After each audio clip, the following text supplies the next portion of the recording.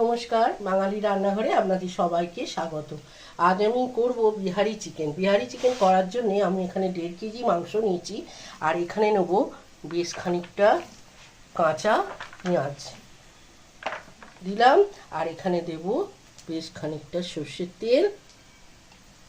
আর যেটা দিতে হবে এখানে, আমি এখানে আদা, রসুন আর শুকনো লঙ্কা আমি একটা পেস্ট বানিয়ে রেখেছি। আর রসুনটা চিকেনে সবসময় বেশি লাগে, আর একটু শুকনো লঙ্কা দিয়েছি, এটা একটু ঝাল ঝাল হয়। আর এখানে দেবো গরম মশলা।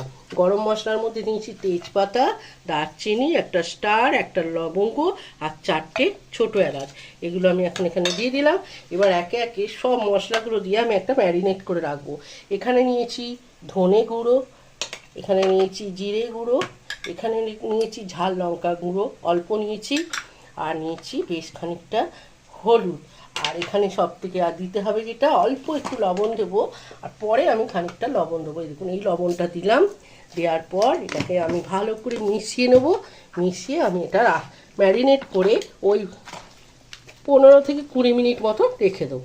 চিকেনটা এইভাবে ম্যারিনেট করা রইলো, আর এখানে আমি ঢাকা চাপা দিয়ে 20 মিনিট মতো রেখে দেবো। বিহারি চিকেন করার জন্যে আমি কড়াইয়ে সর্ষের তেল নিয়েছি, সর্ষের তেলেই রান্নাটা করব।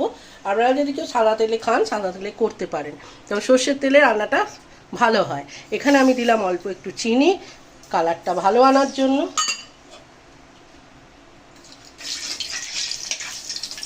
চিনিটা একটু মেল্ট হয়ে গেলে আমি এখানে দেব পেঁয়াজ, আর এখানে দেবো 2টো শুকনো লঙ্কা।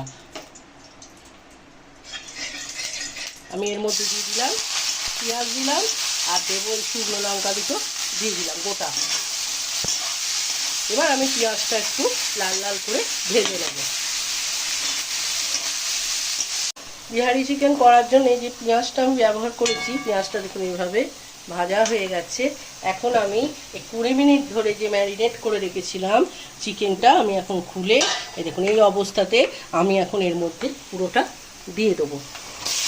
দিয়ে ভালো করে ঢাকা চাপা দিয়ে, এখানে জল ব্যবহার হবে না, ঢাকা চাপা দিয়ে ভালো করে এটাকে আমার বারবার খুলে খুলে আমাকে একটু নেড়ে নেড়ে রান্নাটা করতে হবে। বিহারি চিকেন করার জন্য যে আমি মাংসটা কষতে দিয়েছিলাম কিছুটা হয়েছে। এখন আমি এখানে দেবো কালারের জন্যে বেশ খানিকটা কাশ্মীরি লঙ্কার গুঁড়ো। কাশ্মীরি লঙ্কার গুঁড়ো দিলে কালারটা খুব ভালো আসে। এবার আমি আরও কিছুক্ষণ আমি এটাকে ঢাকা চাপা দিয়ে রান্না হতে দেবো। কাশ্মীরি লঙ্কা দিলে কালারটা খুব সুন্দর আসে। দেখুন কালারটা কত সুন্দর এসেছে। আমি এখন চিকেনের ঢাকনাটা খুললাম। বিহারি চিকেন